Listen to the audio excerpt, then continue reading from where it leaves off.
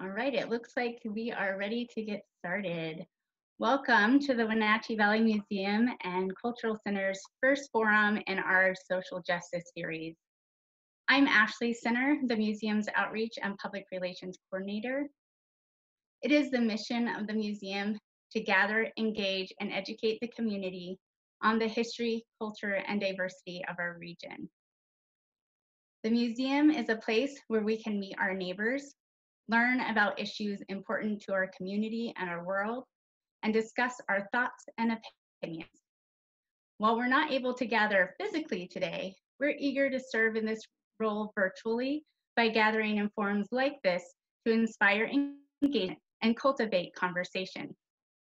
It is an honor to be launching this series addressing topics related to social justice in our community.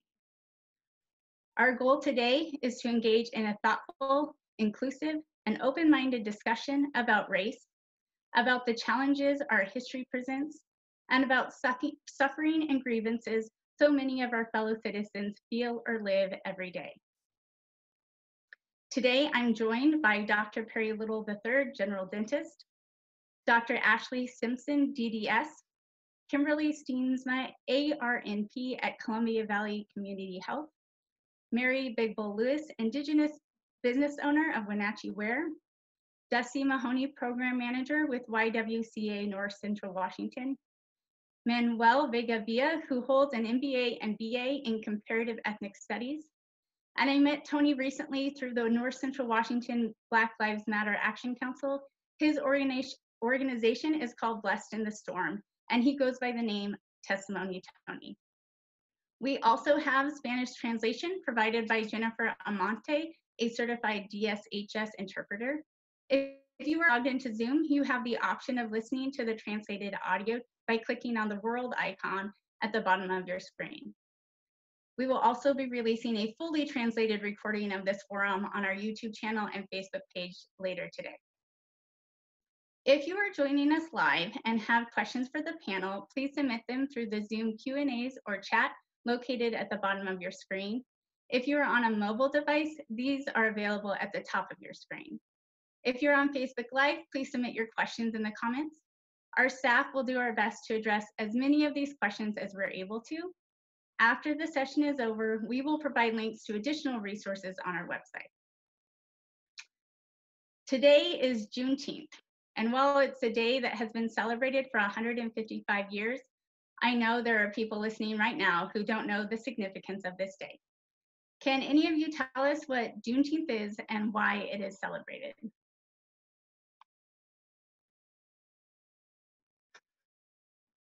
Anyone?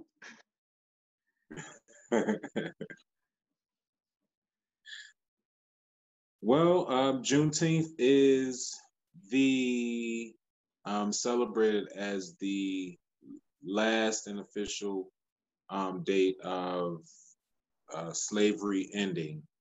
In a nutshell. I would have to add, the only thing is it's hard to say that it's truly celebrated, because for us, you know, Juneteenth is a day, but it doesn't truly represent us being free as a people. I can agree. All right, I wanted to begin by addressing some feedback we received on the description for today's event. We wrote, protests and riots have erupted across the country and around the world since George Floyd, a Black man, died after a white police officer knelt on his neck during an arrest on May 25th. The writer says, as it was written, George Floyd is being highlighted as the arrested, hence a criminal, whereas the police officer is being protected by being described as simply kneeling on Floyd's neck. What are your thoughts on how we should acknowledge racial disparities when speaking about police brutality?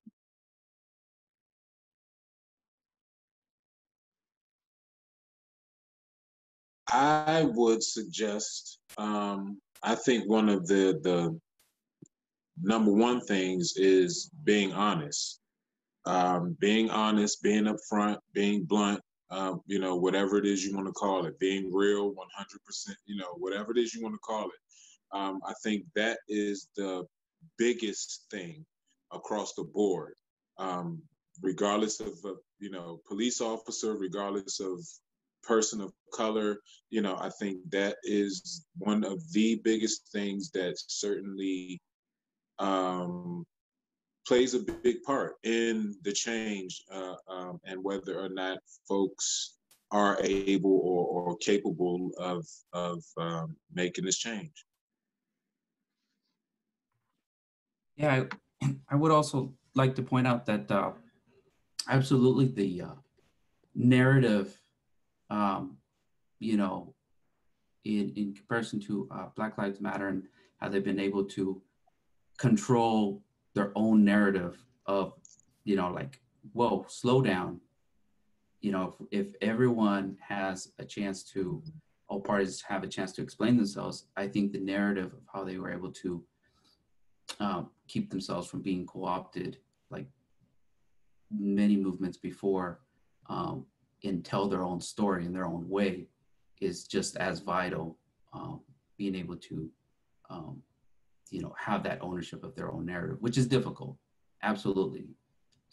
We'll probably talk more later about Black Lives Matter, but when it first started, absolutely, you had medias even calling them out as organizations of terror, things like that. But that's absolutely one of the great things that they've been able to do is, with social media, be adaptive in creating their own and taking their own ownership of the narrative and saying, no, slow down. It can't just be told in one lens. And I see that. I think one of the first things that we have to do is look at the history and kind of see how we've gotten to where we are. And until we acknowledge our history and how we've gotten here, I think we can't really move on from it. For example, in Germany, they have monuments and statues and signs and things all around the country that are reminders of the Holocaust. It's to remind the people of what terrible things that they did. So to keep that in your mind of what not to do again and what to not to continue to do. So they have acknowledged their sins, their things that they've done wrong, and they're trying to move on from it.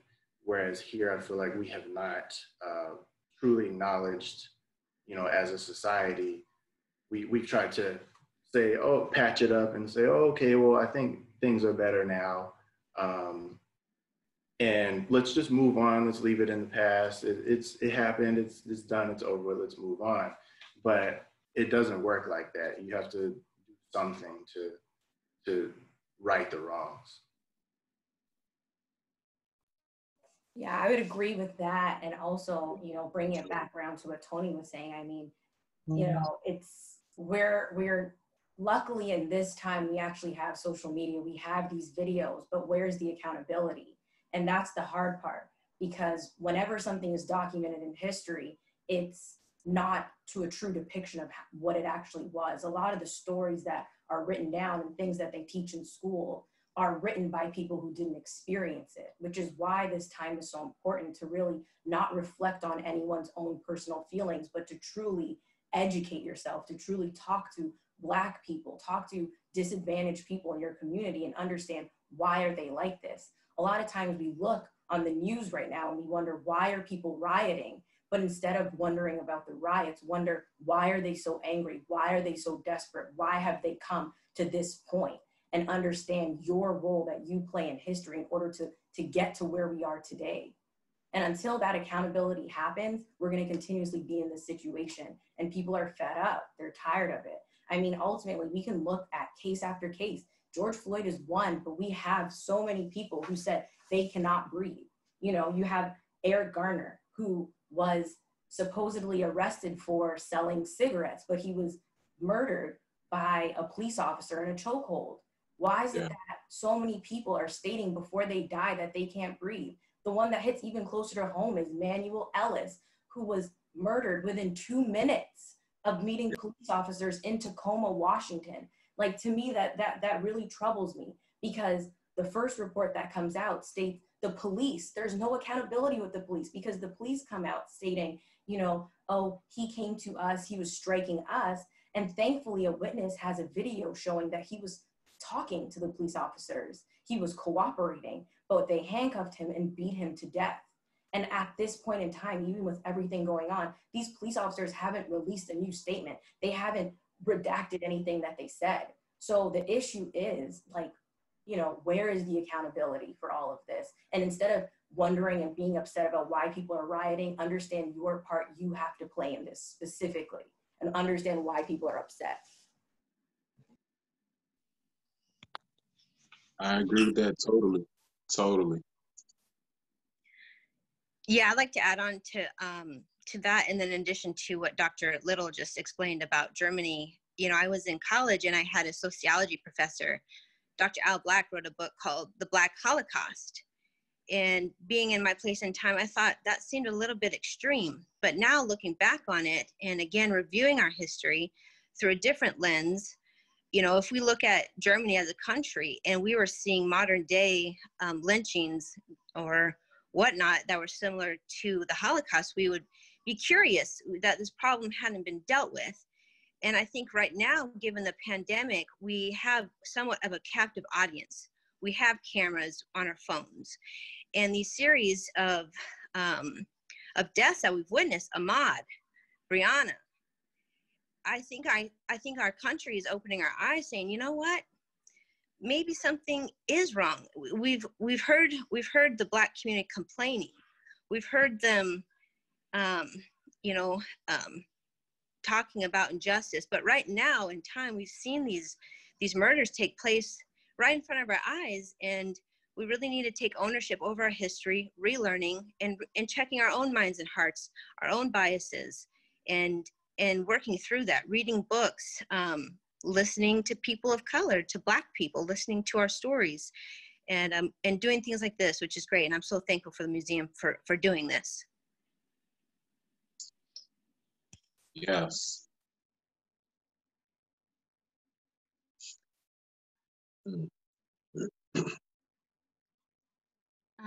I did have a question, since we talked a little bit about Black Lives Matter. Why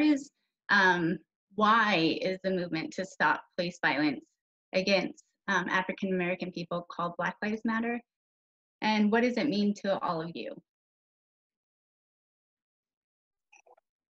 To me, it means, I missed a portion of the first part. You were kind of going in and out, but I'll answer the second part. To me, it means just the simple fact of recognizing us as a community, recognizing us as citizens of America. You know, it's not to say that we're any better. It's not to say that, you know, we're the only ones that matter. You know, it's not to say that, you know, we're always innocent. It's just to say, just simple recognition that we also are American citizens. That's you know, for me, that's it. Yeah, I think a lot of it comes down to the fact that for so long, the Black life and the Black body literally hasn't mattered.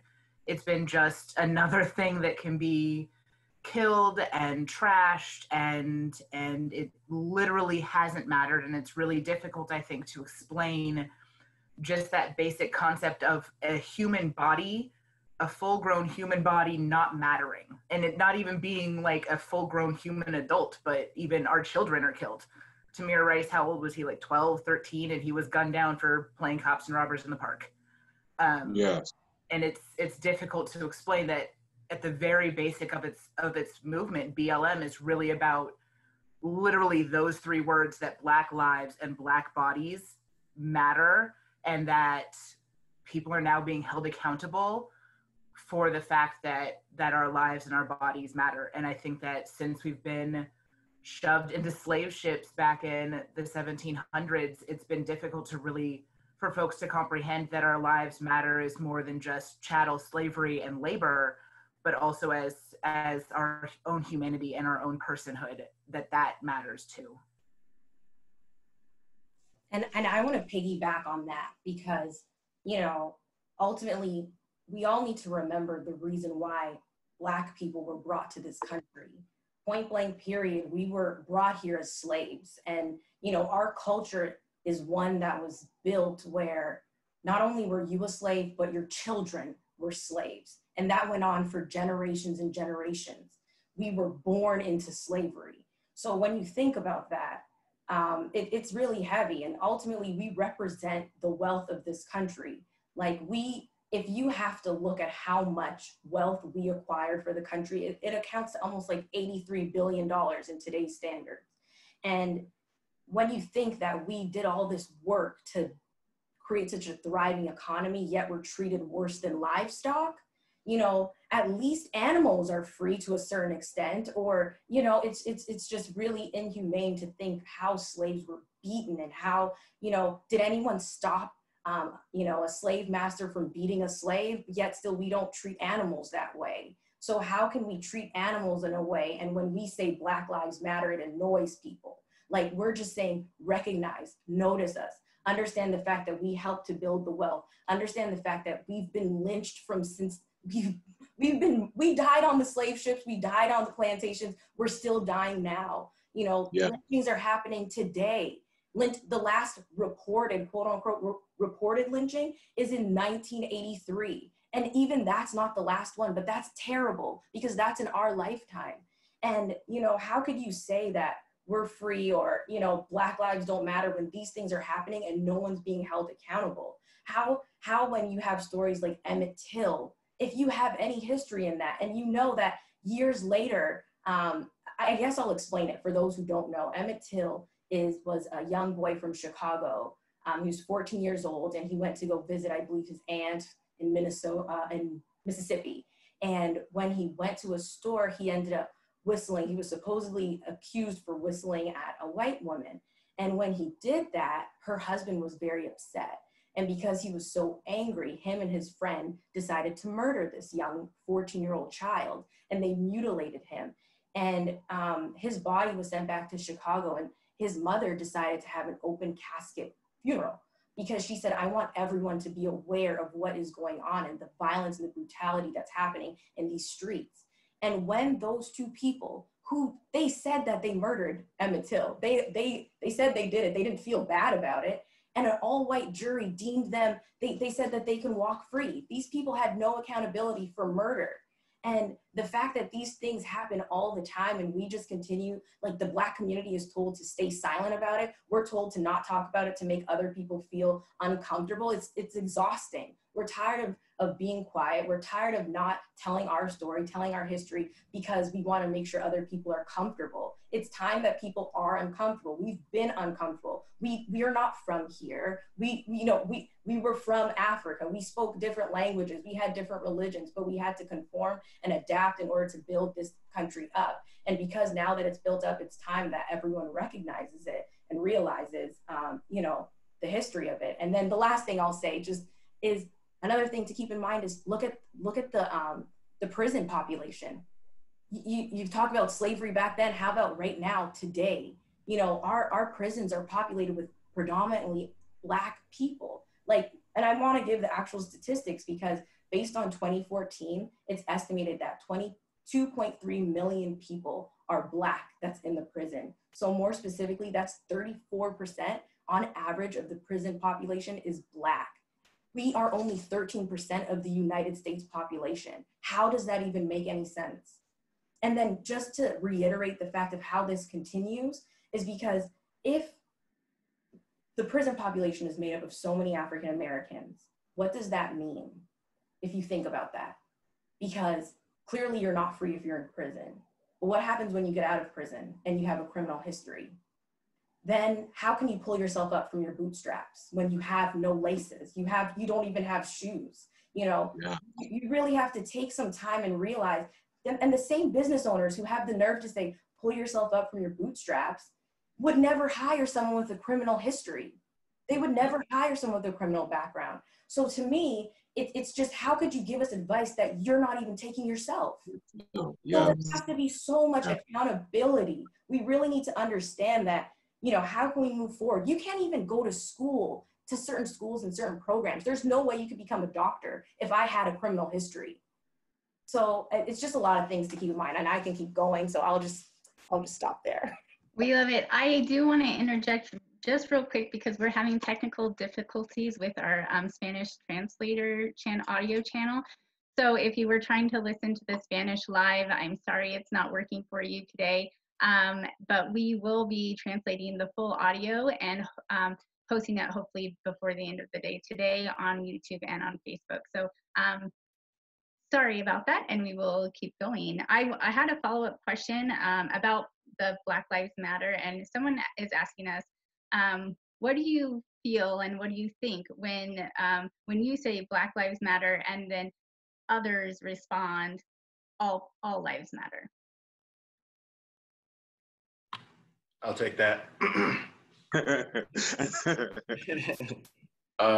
I think it's okay, all I hear is you don't care about what I said. That's all I hear. I just said, hey, I think my life means something too. And you said, nah, shut up. You know, that's all I hear is it's a refute of my argument of just saying I matter. I don't understand where it comes from. I don't understand why you say that. Like, it's just to shut my argument down. That's literally all it is. Because, you know, if I'm married, right, and I say to, you know, my wife says to me, do you love me? And I say, honey, all wives matter. You know, that's not going to go over really well. Like, that's not what she wants to hear. Or, you know, if my house is on fire and the fire department comes to put out the fire and your neighbor comes out, you know, my neighbor comes out and says, hey, are you going to spray my house too? Like, your house is not on fire. Get up. That's how I feel when I hear all lives matter. Yeah, I can agree with that.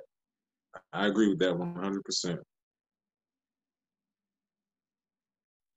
Yeah, I definitely agree with that. Sorry, Manuel.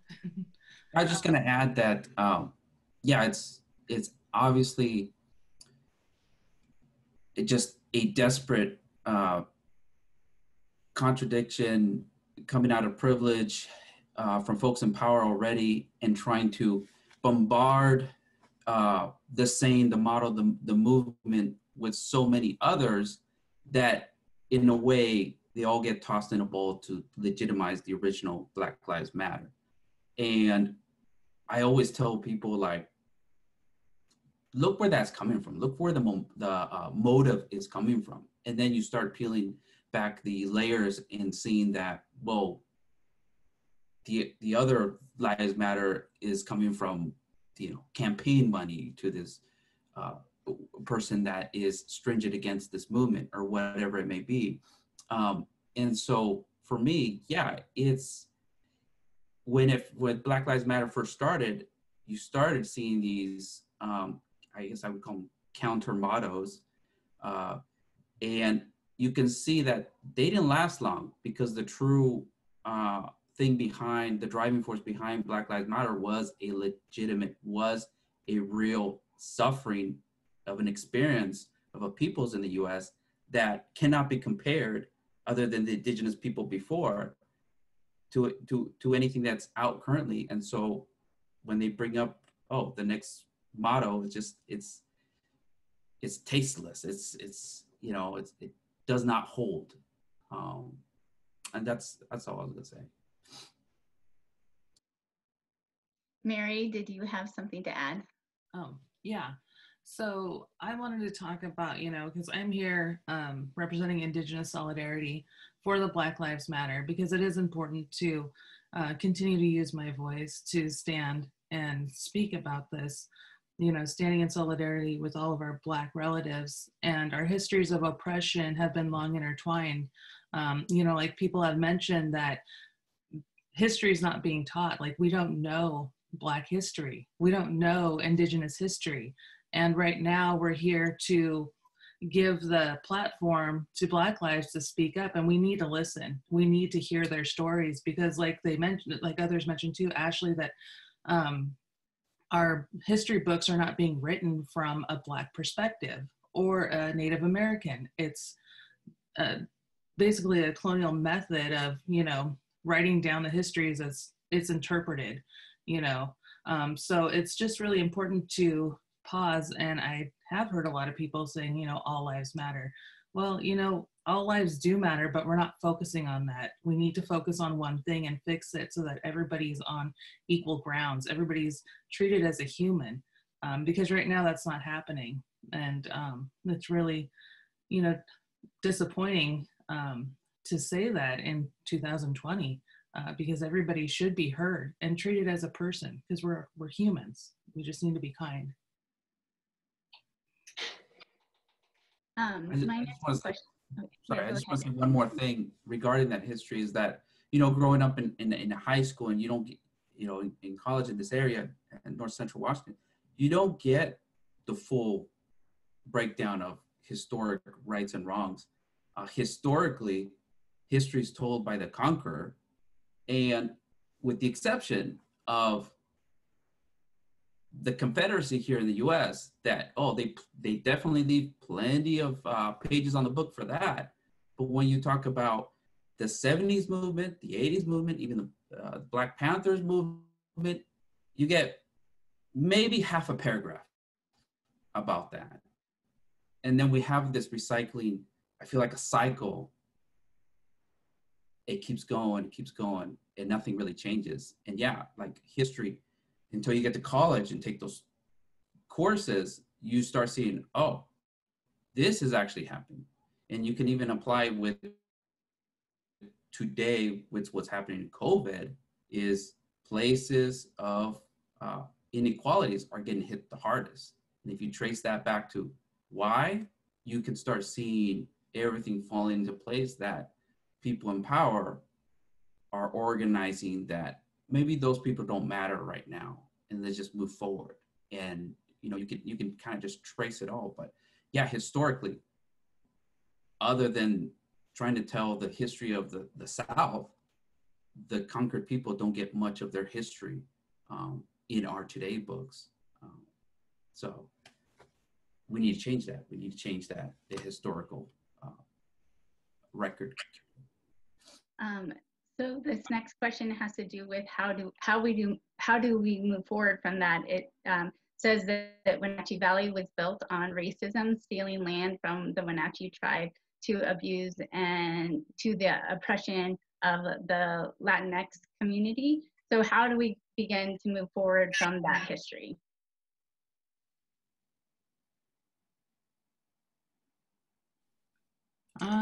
You know, with our current business venture, Wenatchee Wear is about teaching the history of the Wenatchee tribe, because they've been silenced for so long, to a point that people ask if there's any Wenatchee tribal members even alive.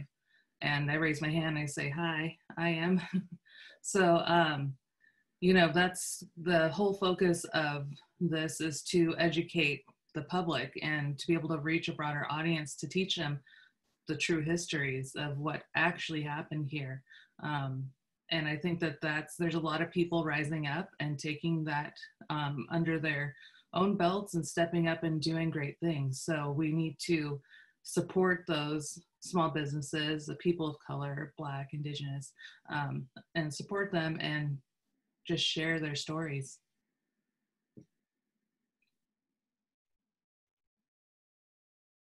Anyone else on that question? Yeah, I could say a little bit. Here where I'm at, yeah, Wenatchee has a historically bad history. Not too long ago, Apple Blossom had a Klans float. And if we don't recognize our history, our wrongs, bring together folks and ideas in a platform, not just discussion here, but also breaking it down to, okay, how are we going to put accountable for, like Ashley was talking about, and what are the things we need to put in place, and who are the people to govern that is going to be a good representation of the area to put in place. I think that we need to find those peoples and allies. You know, recently after the march, you know, we knew about a militia group threatening to the march here in Wenatchee, and I'm happy, but more needs to be done. That the mayors came together and said something, hey, we don't need that. And so we need more people in power to say, cut that out, because that has been historically on the wrong side of history. And why not our generation try to be on the right side this time? Yeah, I completely agree with that. You know, being a part of that protest in Wenatchee and seeing that group who was like just walking alongside us and holding their rifles, and how, you know, they just felt so just justified to be there. It was extremely chilling. And I have to admit that, you know, at the end of that march, I spoke with someone who's actually friends with that group. And he actually stated to me that he is a Trump supporter. He's friends with a lot of people who were there. And he admitted that when he says, we protest all the time, but no one comes to police us. No one comes with rifles trying to tell us where to go or tries to regulate us. So he said, I honestly have to say that this is surprising.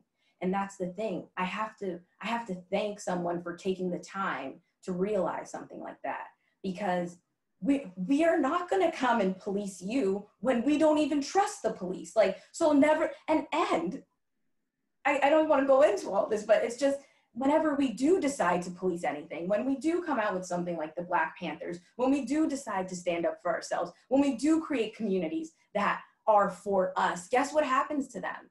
They get burnt down. The Black Panthers, that was a wonderful thing that the Black community was able to put together. But guess who shut that down? The FBI created a secret operation to ensure that that did not continue. It's something where black people decided that we're gonna police our own communities. We're gonna take care of ourselves. But the minute you start to see Black people have guns, oh, have mercy in this country, because they can't handle that.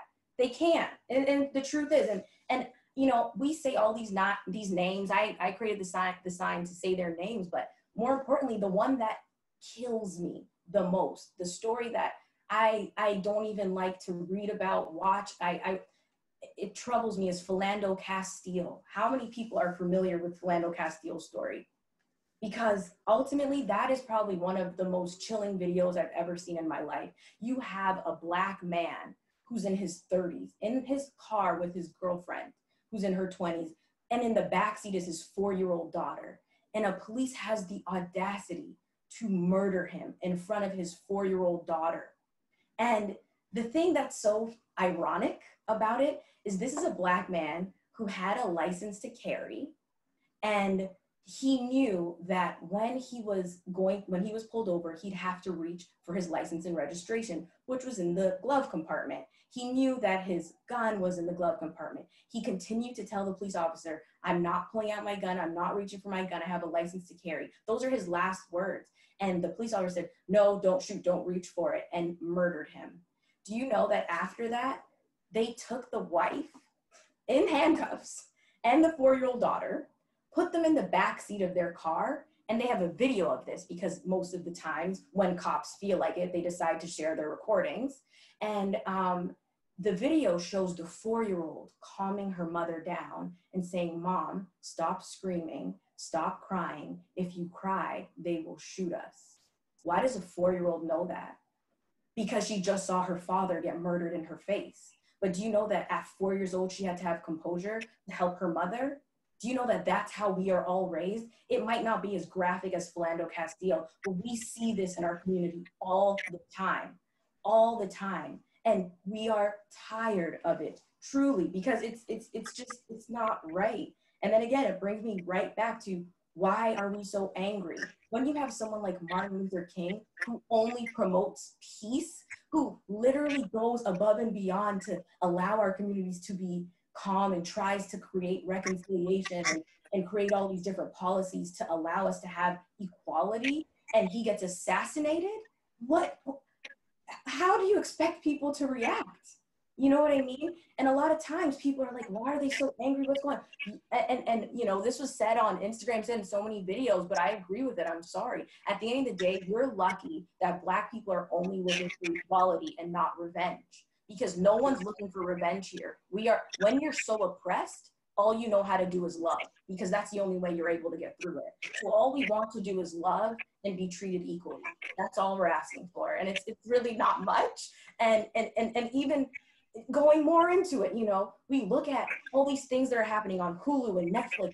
Oh, Black Lives Matter section on Netflix, and oh, this company is changing their policy, and oh, we dropped this in our name because we realized the history of it. Great, cool, fine.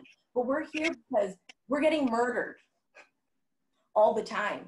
And there are things that police are doing, chokeholds that are murdering us. There are no knock orders that have murdered Breonna Taylor. Breonna Taylor would still be alive if there wasn't something called a no knock warrant, when you can enter somebody's home without knocking and decide to just barge in the place and look for whatever you're looking for.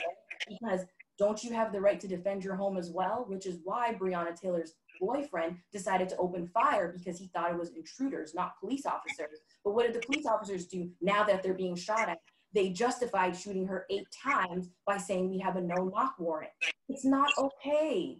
We're not even saying that all like people don't do the wrong thing or people don't deserve to be arrested. Of course, there's justifications and there should be fair trials where people should go to jail, but at least give them their due process. Why is it that we can't even make it to the due process? And why is it that when we are making it to due process, it's unfair? Which brings me to another point of when you have 2 people, you literally can have 2 people who have the same crime, the same criminal history, and you have different sentencing. You have the same judge in the same state, in the same county, but because you look a certain way, like me, you're gonna be charged worse. And then when people do look at someone like me without this white coat on, they think I'm just like everyone. So this white coat is supposed to separate me? No. And it's just like, don't treat me equally just because I have a white coat. Don't treat me differently because I have some form of education. Don't treat all of us the way that you'd like to be treated. And that's it. Okay, I'm gonna end there. Thank you. I wanted to ask a question because we're here to learn. I'm here to learn. And I wanna know what it's like for you as a person of color to live in North Central Washington. We hear daily about these things in the news, whether it's in Tacoma or Mississippi or somewhere else in the country or the world. But I want to know what your experience is living here in North Central Washington. I'll start. I grew up here in Spokane, Washington, and so I'll just give a few stories to kind of display, at least in the Northwest, what it's been like. So I grew up in Spokane, and I remember an episode where my family invited my grandpa's friend from a senior citizen community over for dinner. And during our dinner, he began to use the N-word. And my mom tactfully informed him that that's not an appropriate word to use in our household. Well, we come to find out that this man has affiliations to the KKK. And a week later, within that week, a Black African doll with a noose around its neck was tossed into my yard. So that's one story. That's here, and I'm alive right now. This happened in my lifetime. Number 2, I recall in my senior year of soccer, I was preparing, I was running, I was exercising, starting for fall soccer. It was towards the end of summer. I was pretty brown. I wanted to go on a long run, and I wanted to be in a safe neighborhood. I chose a friend's neighborhood that I knew was going to be well lit. It wasn't even dark at the time. I parked my car, did my run, came back to a note that said, "We don't want your kind here. Don't come back." So again, that's in my lifetime. So realizing that we're not in a post-racist society. And I did want to mention, like Dr. Ashley had said about mass incarceration. We in Washington state have approximately 3.4% African Americans in our state. 24% doing life without parole are African American. Nowhere else do you find that in the entire world, here in Washington state. So we have to understand that we are not far removed. And I did want to point out one extra thing about implicit biases. There's a lot of people who are not racist and are afraid that they're going to be called racist or want to be attacked as a racist. There's some lack of understanding, and there is something called implicit bias that studies have shown, where you put a face of a Black man and you put a face of a white man and you exchange a tool versus a gun, everybody will significantly more mistaken the African-American Black man carrying a gun than a tool. It was a tool that was in his hand. You do that on fast response and slow response. That is legitimate and that is real. That tells us there is racism within us, and we need to acknowledge that. That's all I'm saying about that. So for me growing up, I grew up over in Western Washington, and I come with a lot of what's called light-skinned privilege, in the fact that while Ashley and I are both Black women, I present a lot differently than Ashley does. And that is something that is very, very real. I am much less threatening than Ashley because I am lighter skinned, and therefore I am perceived as closer to whiteness. So I'm closer to good. But that doesn't mean that I was raised necessarily understanding that. And it's back to that super awful one drop rule back from right around when slavery ended, where if you had one drop of Black blood, that was enough. And that's kind of how life has been, in that you never know when you're gonna be light-skinned enough for something or when you're gonna be Black enough for something. So I still deal with kind of that fear if I get pulled over because my headlight is out.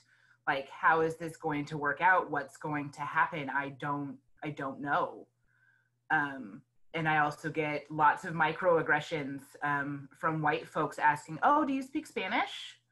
Because I'm brown enough to maybe I speak Spanish, and they're just kind of trying to figure out what I am and place me so that they can find a nifty little box for me. And that can be really, really difficult.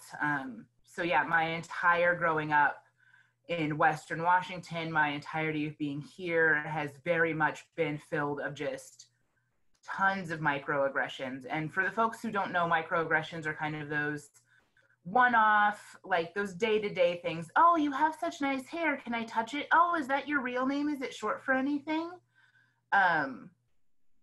Stuff, just the basic stuff that a lot of folks don't even you don't even think twice, right? You're just like, oh, I just want to know about her hair. I'm so curious. But it kind of goes back to that implicit bias that Kimberly was talking about, that it's not just human curiosity. You're trying to figure me out, and you're trying to place me in a box, and you're trying to figure out, is this a good person or is this a Black person? And that can be really, really difficult to just kind of deal with day to day. I remember going to present at different Rotary clubs in the area. And at the time, my boss was an older white man, and I was a bit younger then. And people were always shocked when I was the one who stood up to present, just completely bamboozled that this young brown person was standing up, but she came with a white man. Why is she talking? What is happening? And you could just kind of see this confusion just like wash over their faces. And it's both really fun and also really frustrating to not be able to be accepted and welcomed on my own merits, for people to assume that I know what I'm talking about and that I'm an intelligent human being, because shocker, I know what I'm talking about. I'm an intelligent human being, and I shouldn't have to constantly prove that for that to not just be given to me as my right as a human being. We have some other questions. I wanted to hear, Mary or Manuel, do you want to weigh in on what your experience it has been here? Especially, I think Mary, I don't know where you grew up, Manuel, but I know Mary's from the area. Mm-hmm. Yeah, so I was born and raised here in Wenatchee. You know, I was, my grandma was a non-native woman. She actually adopted my mom when she was a baby. So my grandma had a lot of influence on me growing up. But yeah, it's definitely a lot of microaggressions that, you know, you don't really recognize because it's like, oh, that's just what it is. But then you think about it and it's like, well, that's not okay. You know, I've had several instances like Dusti was saying, because, you know, we have brown skin, like you automatically speak Spanish. I've had people ask me, do you speak Spanish? I say, no, I'm Native American. They say, well, why don't you speak Spanish? I'm like, because I don't, you know? And I've learned, I took 3 years of Spanish in high school, but I'm not fluent. So I can get by with just general, you know, hello and whatnot. But even being, going to a bank, going up to the drive-through, and they had their little window and their TV, and she saw me and she's like, oh, you're not what I thought you'd look like. I said, oh, okay. And she's like, yeah, I thought you'd be riding up on a horse with a feather in your hair. And I was like, really? I was like, all right, we're done banking here. And even, you know, the little digs, like people don't realize that they are microaggressions, that because I'm Native American, I don't know all history, all tribes' history. I'm focusing on my tribes in particular to try and learn about that myself and educate. But, you know, because I don't wear beads or feathers or regalia every day, it doesn't make me any less Native American. I'm more of what you would call an urban American, Native American, because I didn't grow up on a reservation. But I realized the struggles and the differences that the living here in Wenatchee versus living on a reservation, they're totally different. I have family that lives up in Canada on the reservation and up north in Omak. So it's, you know, it's, I think, and especially with speaking out about the histories and talking about massacres that occurred up near Lake Wenatchee, where Wenatchee tribal members were just killed because they wanted their land. You know, we don't learn about that. So it is just really important to continue to teach, and the feedback that I've gotten with trying to teach people the histories through art has been amazing. So I'm thankful for that, and I know that there's still a lot of work to do. Manuel, we've had a lot of questions about this. I want to throw your way. It says, what changes do we need to see in our education system to dismantle systematic racism?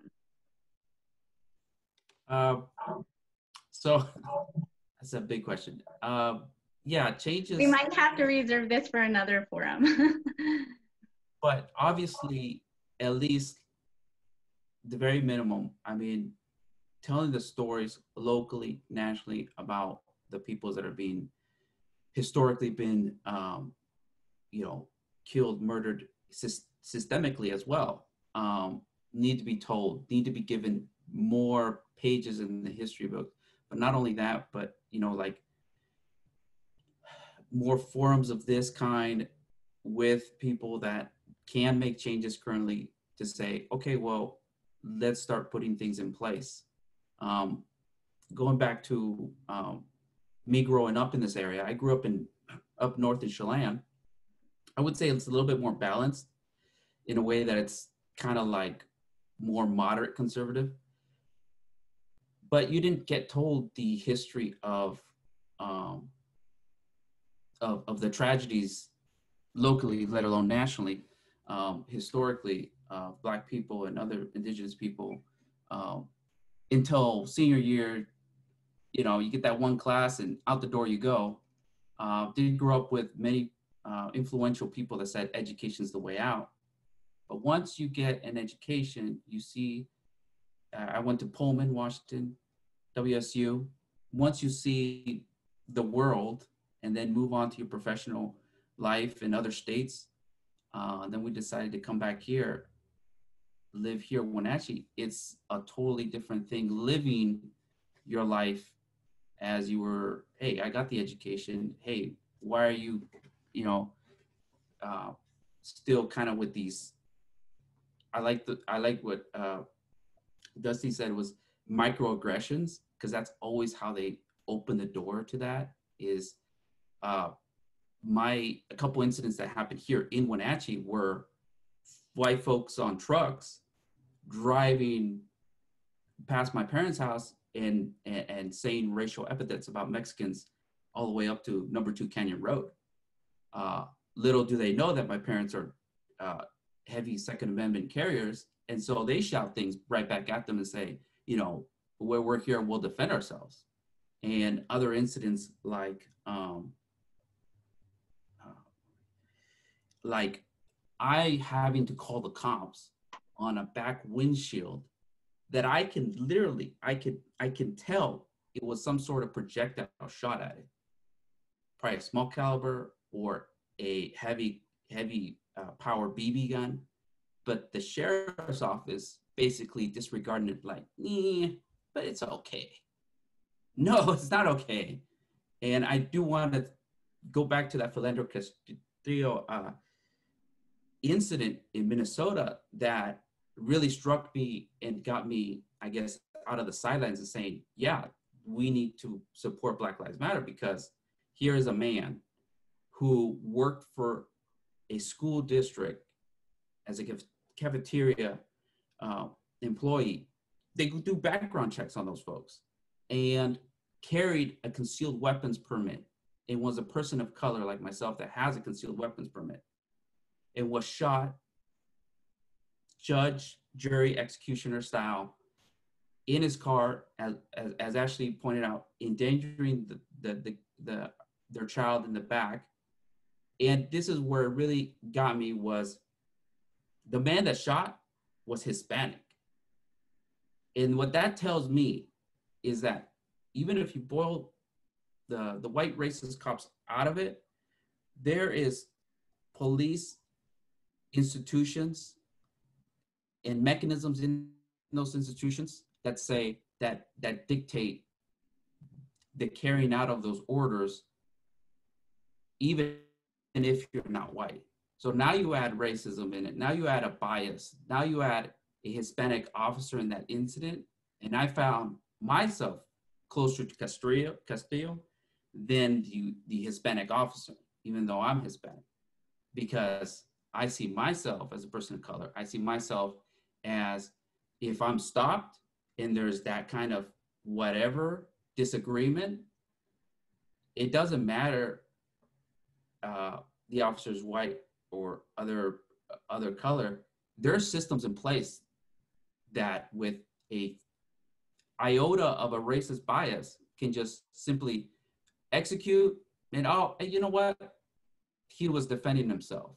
And that's just, I think what Black Lives Matter is saying, that's just not enough, and that needs to stop. And that's, when you talk about the meaning, to me, it means we are asserting, we are pleading, we are demanding just our basic humanity rights to exist. Thank you. I wanted That's to. what the movement means to me. Bring incident into the educational system. I think that is where you can really start getting some steamway on trying to correct our past aggressions. I think we might, yes. I just want to add one thing. And when he was murdered, especially how much you can relate to it, Manuel, where was the NRA? Because they like to always protest for rights. They always like to stand up for things and injustices. Where were they when that happened? Because I promise, if that person who was murdered was a different color, we would have seen them stand up for that. Absolutely. And I just want to add something, is that I was not at the local protest here.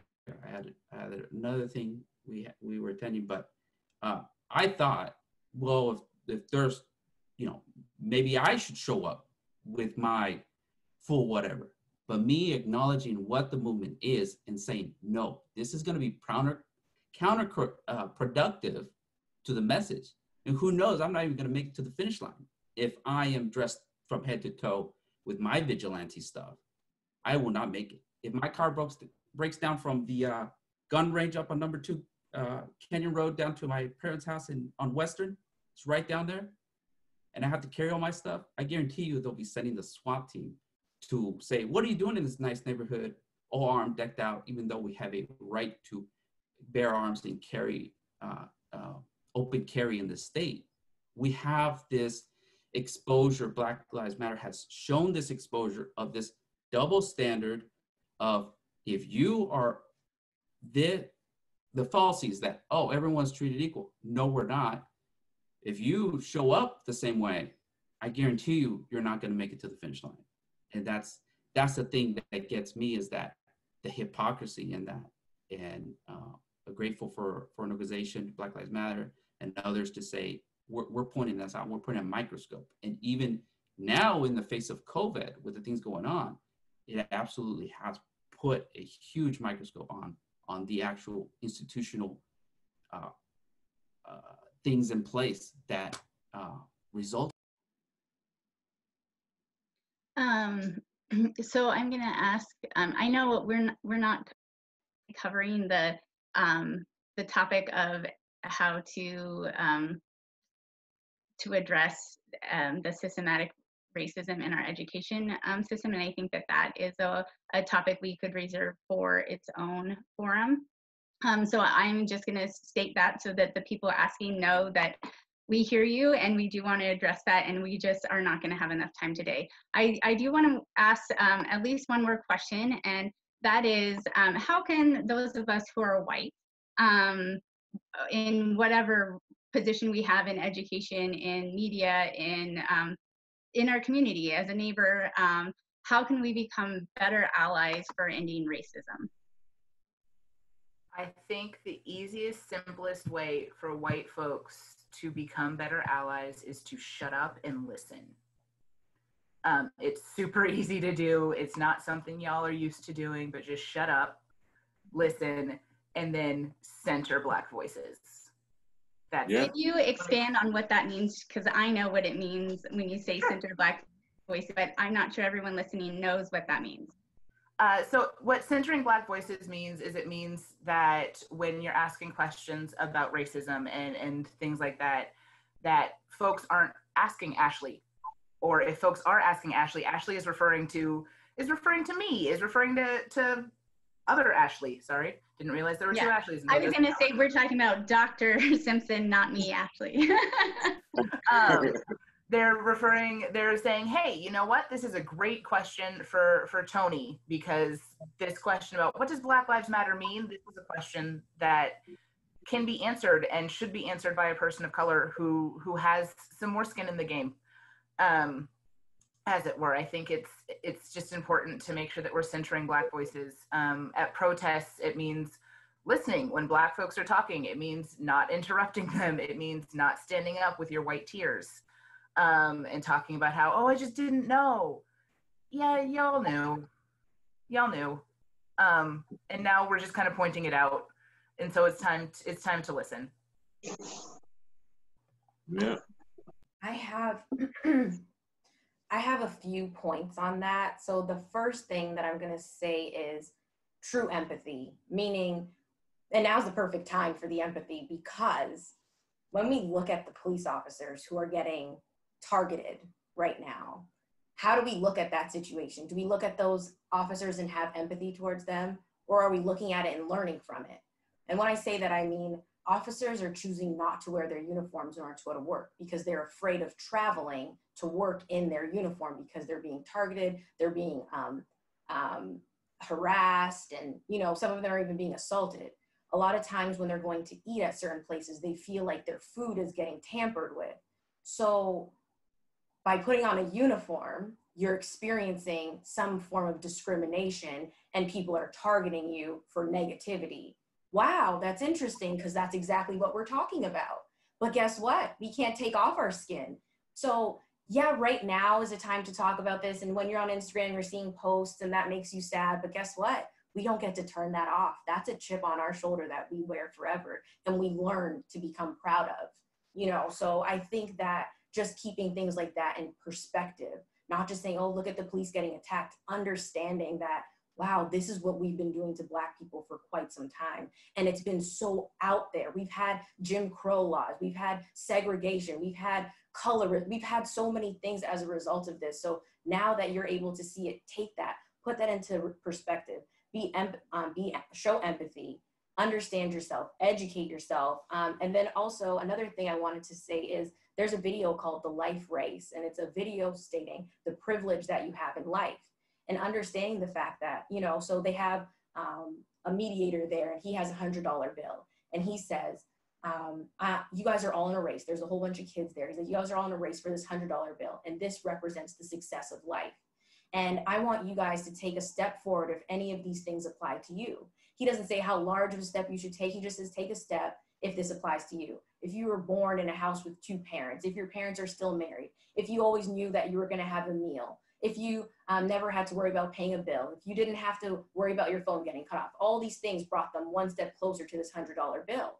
And it's so interesting to watch how some kids are just leaping forward, not even paying attention to anything that's happening behind them. And they're just worried and focused on this $100 bill. And he said, stop and take a look around you. Number one, look behind you. Do you realize that there are people who weren't able to take those steps that you took? That's the first thing. The second thing is nothing you've done to get closer to this $100 bill, you've earned. This is the hands that life has dealt you. You didn't earn anything. You were born into this privilege. So understand that not everyone has that privilege, but everyone is expected to race this race called life. We're all expected to be successful when the odds are stacked against us. So as you approach success and as you get closer to that $100 bill, think about the people who are behind you. Think about the people who are next to you and understand their story. How did they get there? What responsibilities do they have that I don't have to have? How was I able to inherit certain funds? How am I debt free, yet still the person next to me is paying off things for their family or friends or sending money back home? It's a whole different ballgame. Why do I understand this about wealth, but they don't own anything? So these are the things that you guys can do in your daily life and just try to understand exactly what's going on. And then I think the next thing is eliminating the leverage, understanding that there is privilege and whatever power and privilege you have, eliminate that. So if that's in donating to certain causes, donate. If that's you own a business and you have the ability to decide who you're going to hire and who you won't hire, give that person an opportunity and don't give them the opportunity and bring up affirmative action. Give them the opportunity because they deserve the opportunity and don't have anything else to say about it. So I think that's another thing you can do. And most importantly, of course, we just want to dismantle the whole structure of privilege. And I think that just works one day at a time. And I think some things that are really good to learn and to reference back to is the Jane Elliott experiment. I can spend a whole nother hour talking about that, but you know, I charge that on you guys to look it up, understand what is the Jane Elliott experiment? Who is that? Watching something like 13th, making sure that you're aware of what's going on in regards to the 13th Amendment, watching things like Roots, understanding the history of where Black people come from, reading books like White Fragility, listening to podcasts. I mean, I have a whole list of a lot of things that you can do, and I'm happy to share it so you can place it on your website because, I mean, it goes on and on and on. And there's a lot of different companies who've created allyship guides, and Airbnb is one of the ones that I really enjoy because they have books that you can reference to, articles that you can refer to, shows that you can watch. There's just a plethora of things, places you can donate to. And the last thing that I definitely want to mention is the organizations to support. And the NAACP, you know, making sure you donate to the UNCF. They were a huge, huge help in my matriculation. The UNCF personally gave me over $30,000 in my matriculation and helped me to get to where I am today. Color of Change, National Coalition on Black Civic Participation, Black Lives Matter. I mean, the list goes on and on and on, and I'm happy to share that with you guys. Thank you. Ashley, I am going to ask you to email me your list so that we can provide resources, links to statistics and articles and whatever else other resources you can think of. All of you are welcome. You have my email address to email that to me later today, and we will make sure we get it up on our website and share that on social media. Tony, I know that there's an event this afternoon. Do you want to just tell everyone what it is and what time it is? it is our Juneteenth celebration at Walla Walla Park. I believe it's starting around 3 p.m. this afternoon. There'll be some, chances to learn, chances to, have fun with the community. If I'm not mistaken, they were discussing this morning, there being some music and things of that nature. So it's a lot of fun. It sounds like it's going to be a lot of fun. We're looking for a huge turnout. So again, we're hoping to have everyone come out and again, just really take advantage of the opportunity to learn. That will be another great opportunity to learn. And I know that social distancing is strongly enforced. So please keep your distance, wear your mask. I know that that will be another great opportunity. So it looks like we have come to the end of our time, a little bit over. Thank you. I want to remind everyone we will be sharing those links to resources on our website. And we'll be posting a fully translated recording of this conversation later today. So sorry that our technology didn't allow that to be live as well. Thank you all for helping us launch this Social Justice Community Forum series. This is only a beginning. We look forward to continuing this conversation as well as expanding it. Some other issues facing our community we might facilitate discussion about include, as you heard, how to dismantle systematic racism in our education system, homelessness, affordable housing and the housing shortage, the digital divide, wage equity, and how racism factors in the different rates of coronavirus contraction and fatalities among African American, Latinx, and Native American people. If you have a topic you would like us to add to this series on social justice, please send us your suggestions through the comments and chats, or you can email us at info@wvmcc.org. Again, that's info@wvmcc.org. Thank you again to all of our panelists for your participation today, and we hope you'll be able to join us again to continue this conversation.